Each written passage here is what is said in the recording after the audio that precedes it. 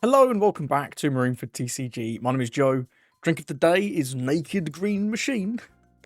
And today Bandai has revealed the SRs and a couple of other cards from EB04, which will be included with our OP14 EB04 combined set, which is coming in January. Pre-releases begin on the 9th. So in this video, just going to be discussing my early thoughts on these SRs, and these are all based at sort of buffing older leaders, which is really, really cool. First up, we've got Carrots, and shockingly enough, this is for Carrots. It's an 8/9 brick with the Minx type. On play, if your leader has the Minx type, set 2 of your Minx characters and your leader as active. Now, this is going to be some very crazy late game aggression, because don't forget, Law and Beppo has the Minx type. So in theory, on one of your 10-don turns, if you've played 2 Law and Beppos, which is a bit of a high roll, but not unfeasible, you can swing 11, 11, 7 with leader, so 11, 11, 7, restand the 2 Law and Beppos with this carrot, restand the leader, swing 7 again, 11, 11. If you swung 4 11s and 2 7s, that seems pretty good to me. You can also combine this carrot card with some interesting tap effects. Carrots, when attacking, she can freeze a 7. So you can restand her to freeze multiple 7s in the same turn, because this is not a once per turn effect. You can also restand this Inuarashi, who's kind of a budget version of the carrot. I'm not sure this one's going to be very good, but it's an interesting interaction nonetheless. And finally, we have this carrot that's coming in EB03. Doesn't do anything funky when you restand her, but she has a 7k body, so not a bad target. Overall, I think this is going to give Carrot a lot of closing power if you can stick a board, especially if you can stick these Law and Beppos. This card could be incredibly powerful. And you can chain these, right? And you don't even have to go for game. You can attack a bunch of 11s into your opponent's board, and then next turn just play another carrot. Seems quite interesting to me. Too soon to say how good this is going to make Carrot, of course, but Carrot, I believe, topped in PRBO2. Is it Monkey Fight TCG that topped a regional with Carrot? So hey, she's clearly still got something, and let's hope that this Carrot can breathe some life into this deck in OP14. Next up, we got Foxy support. I don't know who called this one. I did not. But we've got this big Foxy. 8/9, on play, Dominus 1. If your leader has the Foxy Pirates, draw 2, trash 1, then rest to 9. This can obviously be combined with your leader effect to then just immediately stun that character that you've just rested with Foxy, which is pretty cool. Into decks like Mihawk, you could rest and stun the 9-cost Mihawk to deny them getting the value out of that, stopping you resting things, which could be quite nice. Into a Purple Flamingo deck, you can rest that 8-cost Dofi. Like, yeah, they can still redirect into it, but at least they can't attack with it. You're getting out of a lot of pressure with this, and this will just make your Foxy deck more reliable in having targets to stun if your opponent's playing around it. Also, as an activate main to ramp a Don, every Foxy card has this. It's kind of necessary because your leader is a Don -3 that you really want to do every single turn. So having this ramp 1 Don every turn, it will help you pay for your costs, which is great. And final note, because he is called Foxy, you can use the Megadon Tails Rush to set him as active, effectively giving you an even bigger target to restand with this event. This was previously used on either your leader or your 7-cost Foxy, but now having a 9k unit you can restand for 3, I mean, that's pretty good, right? Zoro has a 3-Don unit that just restands his 5k leader. This is, in theory, even better. Obviously, there's factors that make Zoros especially good, but I think this is quite exciting for Foxy enthusiasts. I know Nightingale TCG did a good video on Foxy quite recently, so check that out if you haven't seen any Foxy gameplay lately. Next up, Kikunojo, and I think whilst you can play this in other Wano leaders, this really is Red-Green Oden support. Kikunojo is a 7/8 with activate main once per turn. If this character was played this turn, you can set your Wano leader as active. And of course, you can play her with Yamato. Restanding double attack, kind of funny. I'm not sure this is too game breaking though, because the most you'll be swinging, at least at base, if you haven't got any shenanigans going on your board, is 8/8, which is not that crazy these days. But where I think this is intended for is Red-Green Oden, right? Firstly, in Oden, your Kikunojo will have 1000 counter. She's not a brick, which is lovely. And then you get to use this Don X1 when attacking, twice, right? You play your Kiku, attack with Oden, he goes to 6, then you attack with him, you restand your Oden, attack with him again, he goes to 7. So you're going to be swinging, what, 7, 8, even just with 1 Don on your leader? And then you'll be a 7k leader in your opponent's turn. Is that good enough to make this deck meta? I'm not convinced, but it is enough to make this deck a lot more interesting, I think. Giving you basically a Nugate, that's kind of cool. It is also searchable off all your Wano searches. Momo, Green Otama 2K, the one cost Momo, the other Momo, the Dragon Momo, if you really wanted to, because Kiku is Akazaya 9. I have enjoyed Red Green Oden in the past. I'm not sure this is going to fix the issues he has, but having extra aggression and just being able to buff your leader twice in a turn does seem pretty interesting. Next up, we've got Vivi. This is a 7/4/1K with the Alabaster type. And obviously, this is support for the as-yet unreleased Vivi from EB03. Could you play this in old Vivi? I guess, but like, come on, man. That really stinks. Anyway, on play, you can play an Alabaster type card with a cost of 8 or less, other than Vivi, from your hand. Then your opponent's a bot deck one card from their hand. So you're yoinking a card in exchange for you playing an extra body that's not that impactful. 4K stat line, it's not too crazy, but you get to play out another guy with it. Obviously, the best target for this is going to be the Chakra and Pell from this exact set. It's an 8/9 double attack on play. You can give your active leader -5, draw 2.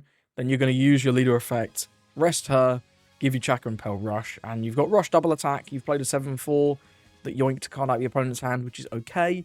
You drew 2, so you replaced the play. You went hand neutral. And then this guy attacks for 9k double attack rush. It's okay. I'm not sure if this Alabaster package is going to be the way that Vivi goes, because you are competing in this sort of 7 and 8 on slot with Rayleigh, who's really good, and also Ben Beckman. But I'm quite interested to at least try this out once we eventually get Vivi in the West. It's a bit unfortunate that we're getting these before the leader they're intended for, but I guess it is what it is. And if you do want to go down a more heavy Alabaster type package, you could consider the old Banished Luffy. I don't think it's ever worth it, but it's about the second best target for this. At least, like, you can play the 5-cost Nami, but at that point, what are we really doing here? You've got to be wanting, you're going to be wanting to play out like an 8-cost to get max value from this Vivi. And we do have 2 searchers. We have the 1-cost Vivi, and we have the 2-cost Igarum. Igarum has some like weird interactions where you can get multiple searches from him by combining your leader effect with blockers sometimes. So I'm interested to try out a full Alabaster build, but at the very least, just jamming 4 of this Vivi could be worth it if you do go down this route.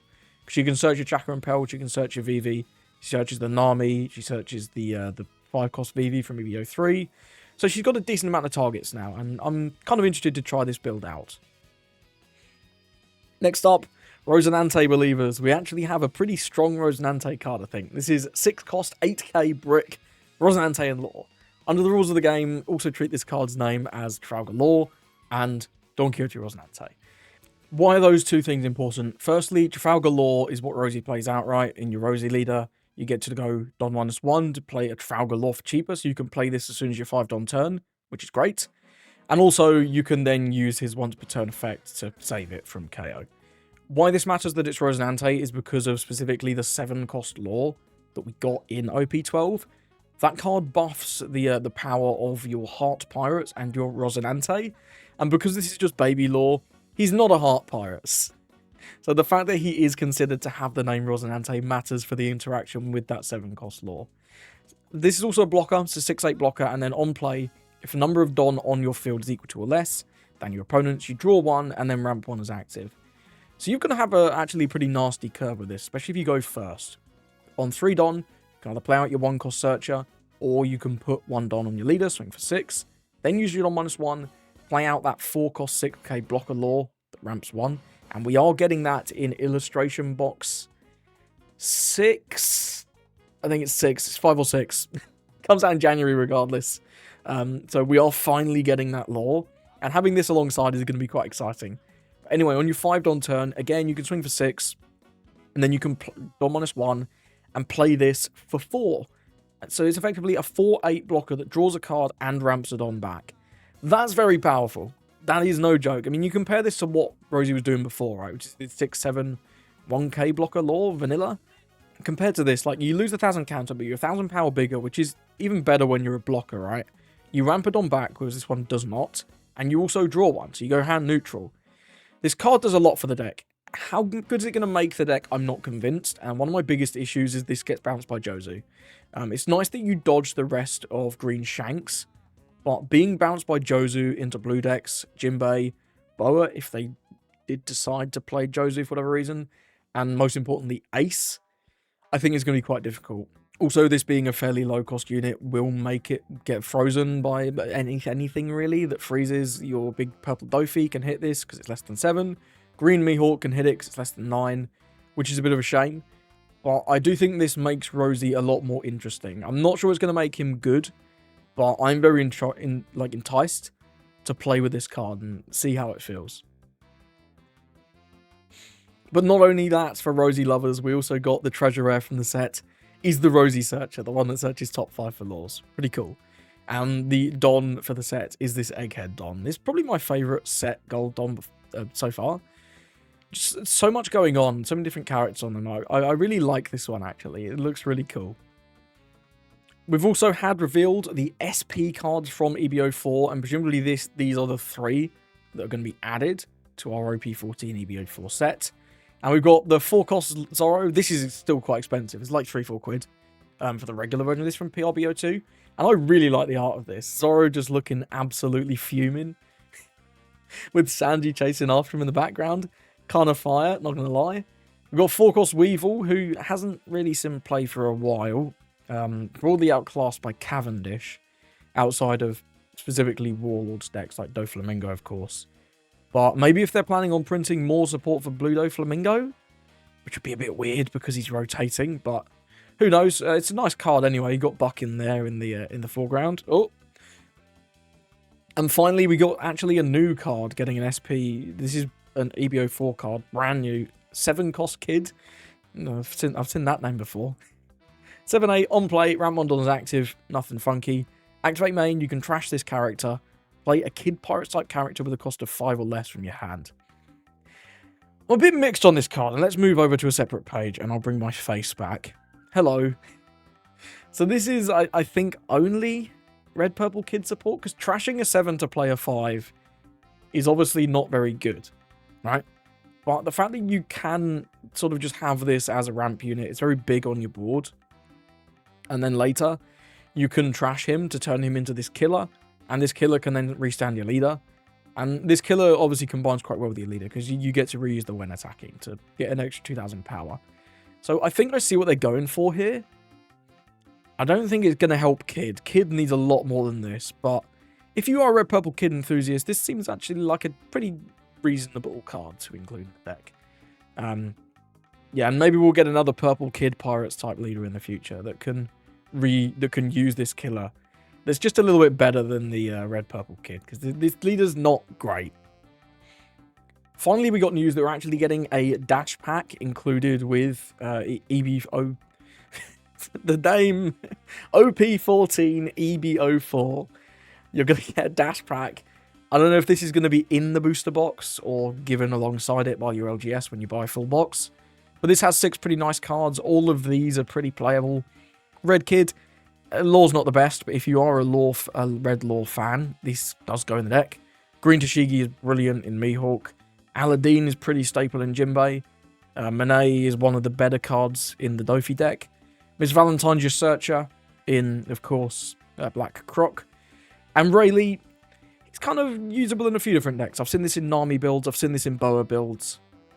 And I imagine we may see this further down the line in the future. Because this is just a generically very strong card.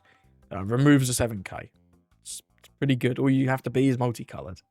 So that's it for today's reveals. Let me know, what did I miss? What cool combos are you excited for? Which of these 5 SRs do you think is the best? If I was a gambling man, I think I like the Carrot most. To be honest. I think that's the most significant card for its deck. The Rosie and Law's probably a close second.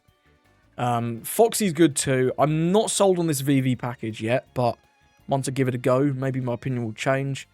And the Kiku, I think Red Green Oden. It's cool. It's very cool. I like it, but I'm not sure how good it's going to be. But we'll have to see. Let me know in the comments which of these you are the most excited for. Thank you for watching, and I hope you have a lovely rest of your day.